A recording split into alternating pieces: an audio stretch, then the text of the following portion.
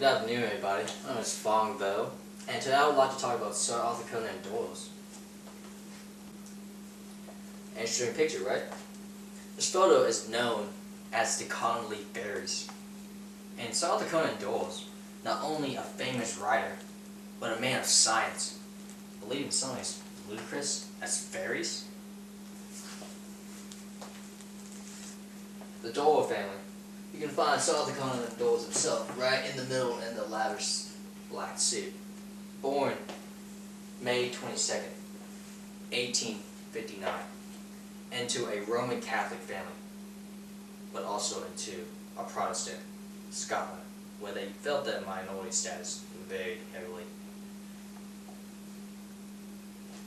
This photo right here depicts a young Sir Arthur Conan Doyle, around 6, with his father, Charles Doyle, who was an artist.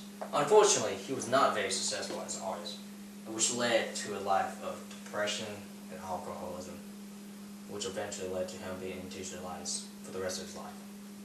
And Cranfield's Basket to the Moon, he noticed, interestingly enough, that a lot of his paintings depicted pictures of fancy creatures and fairies.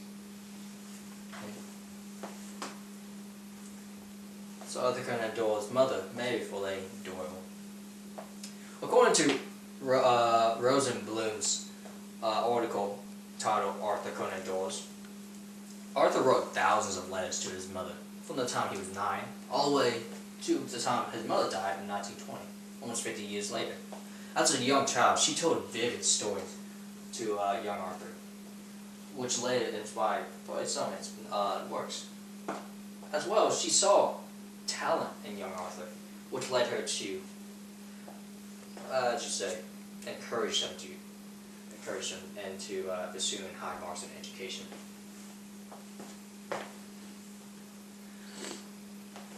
According to Mullet's Sleuthing Conan Doyle, as a 9-year-old, Doyle tearfully bid a goodbye to his parents and was shipped out to England, where he attended Harder Place Preparatory School, which was affiliated with Stonyhurst College, where after graduation he would attend Stonyhurst College until 1875.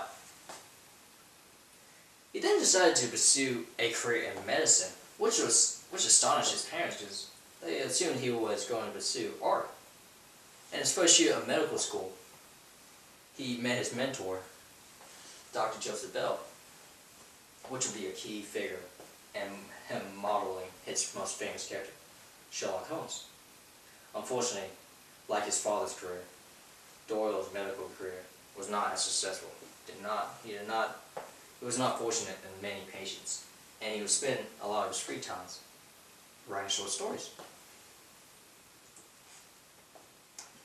The article Critical Survey of Mysteries and Detective Fictions by Heller states that according to these short stories that he wrote, they would develop into what would be the first appearance of Sherlock Holmes and Dr. Watson's and the book called A Study in Scarlet.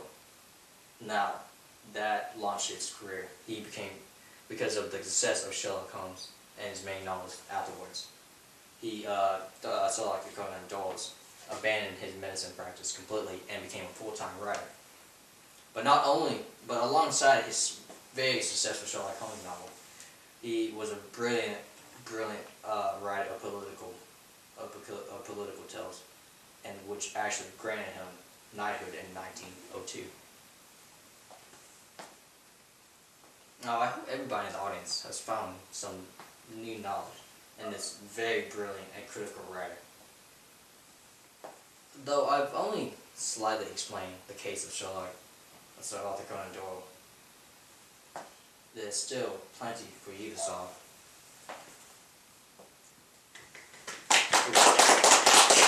I turned off the